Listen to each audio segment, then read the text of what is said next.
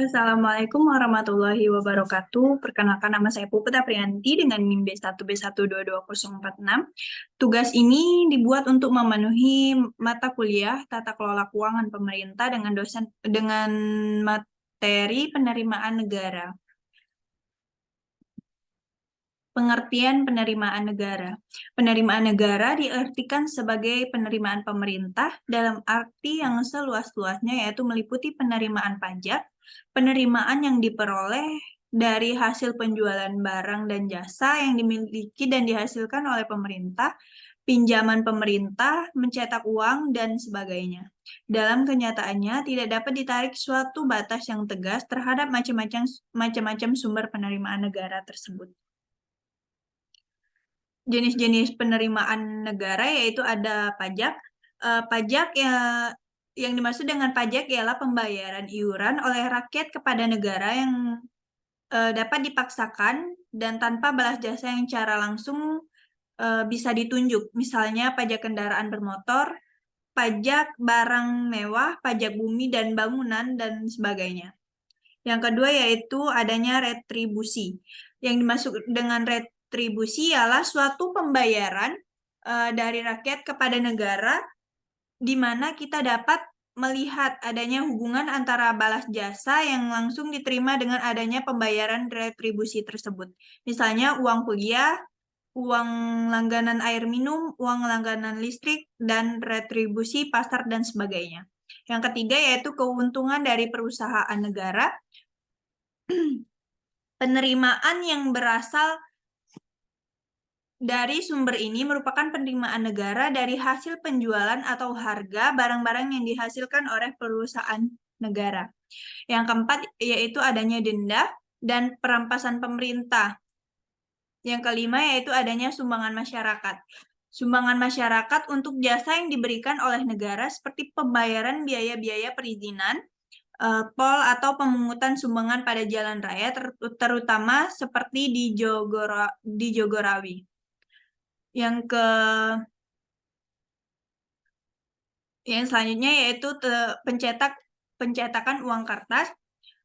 Karena sifat dan fungsinya, maka negara memiliki kekuasaan yang tidak dimiliki oleh individu di dalam masyarakat.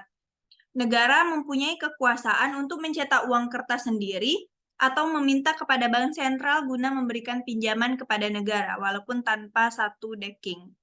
Yang selanjutnya yaitu ada hasil dari undian negara.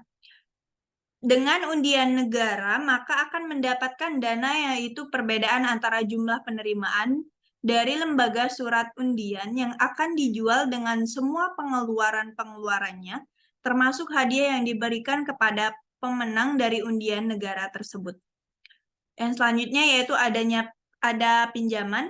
Pinjaman atau hutang negara ini dapat berasal dari luar negeri maupun dari dalam negeri.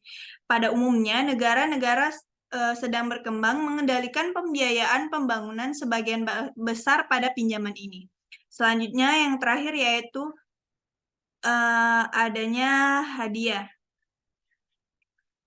Sumber dana jenis ini dapat terjadi seperti pemerintah pusat memberikan hadiah kepada pemerintah daerah atau dari swasta kepada pemerintah pula terjadi dari satu pemerintah ke pemerintah lain. Yang selanjutnya yaitu ada sumbangan masyarakat. Materi selanjutnya yaitu tentang distribusi beban negara. Dalam mendistribusikan beban negara, atau dengan kata lain karena kegiatan negara sebagian besar dibiayai oleh penerimaan besar biaya oleh penerimaan dari pajak, maka berarti ada masalah bagaimana pengenaan atau pembebanan pajak kepada wajib pajak, yaitu ada beberapa. Yang pertama yaitu ada dalam pengenaan pajak, Adam Smith telah mengajukan beberapa prinsip bagi pengenaan pajak yang baik disebut dengan Smith Canons, yaitu prinsip keadilan. Prinsip keadilan artinya ialah bahwa beban pajak harus sesuai dengan kemampuan relatif dari setiap pajak. Perbedaan dalam tingkat penghasilan harus digunakan sebagai dasar di dalam distribusi beban pajak itu, sehingga bukan beban real dalam arti kepuasan yang hilang juga harus diperhatikan. Yang kedua yaitu ada prinsip kepastian. Prinsip kepastian pajak hendaknya tegas, jelas, dan pasti bagi setiap wajib pajak, sehingga mudah dimengerti oleh mereka dan juga akan mempermudah administrasi negara sendiri. Yang ketiga yaitu adanya prinsip kecocokan atau kelayakan. Pajak jangan terlalu menekankan seseorang wajib pajak, sehingga wajib pajak akan dengan suka dan senang hati melakukan pembayaran pajak kepada pemerintah. Yang terakhir yaitu ada prinsip ekonomi. Pajak hendaknya menimbulkan kerugian minimal dalam arti jangan sampai biaya pemungutan lebih besar daripada jumlah penerimaan pajaknya. Yang kedua yaitu ada benefit approach dan ability to pay approach. Dan selanjutnya konsep equal sacrifice. Sehubungan dengan prinsip kemampuan untuk membayar pajak, berdasarkan atas kesamaan, maka yang dimaksud dengan sama di sini adalah pembayaran dalam arti beban real yang diderita atau dirasakan seorang wajib pajak. Materi selanjutnya yaitu tentang sistem perpajakan dan politik pajak. Dalam membandingkan antara beban pajak dari setiap macam pajak dengan seluruh penghasilan ditambah dengan nilai seluruh kekayaan setelah dikurangi dengan kebutuhan pokok dari seorang wajib pajak, maka kita dapat menggolongkan beberapa struktur pajak sebagai berikut. Yang pertama yaitu pajak dikatakan progresif apabila pajak itu dikenakan dengan presentasi yang semakin tinggi, dengan semakin tingginya kemampuan membayar pajak. Yang kedua itu pajak dikatakan profesional apabila pajak itu dikenakan dengan presentase yang sebanding dengan perkembangan penghasilan setelah dikurangi dengan kebutuhan esensial. Yang terakhir yaitu ada pajak dikatakan regresif apabila pajak dikenakan dengan perkembangan yang kurang dari sebanding dengan perkembangan taxable capacity.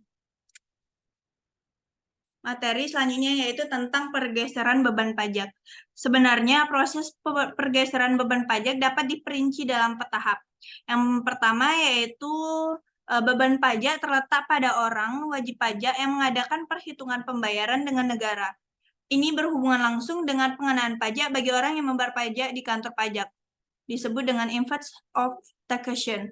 Yang kedua yaitu tahap pergeseran beban pajak merupakan proses antara pemindahan beban pajak dan pembayaran pajak kepada pemikul beban pajak. Yang ketiga yaitu adanya timbulnya beban moneter yang terakhir setelah terjadinya pergeseran dan beban pajak tidak akan digeserkan lagi. Disebut dengan incident of taxation. Yang terakhir yaitu adanya konsekuensi ekonomis dengan adanya incident of taxation yang disebut dengan effect of taxation. Misalnya ada kesenjangan yang semakin lebar dalam distribusi penghasilan dalam arti real setelah pajak tersebut dilaksanakan. Kesimpulan, sumber penerimaan negara merupakan pemungutan suara yang dilakukan negara sebagai penerimaan negara di samping sumber-sumber penerimaan dalam negeri juga. Mempunyai peran fungsi alokasi, fungsi distribusi, dan stabilisasi. Sebagaimana telah diungkapkan oleh Musgrave pada tahun 1989, penerimaan negara dapat dibedakan atas penerimaan negara pajak dan penerimaan negara bukan pajak. Kedua jenis penerimaan negara tersebut secara umum berfungsi untuk mengalokasikan faktor produksi dan secara keseluruhan sumber daya yang ada di masyarakat, sehingga kebutuhan masyarakat terutama fasilitas umum terpenuhi, seperti jalan, fasilitas kesehatan, dan pendidikan. Sekian video dan penjelasan materi dari saya, kurang dan lebih saya mohon maaf. Saya akhiri, wassalamualaikum warahmatullahi wabarakatuh.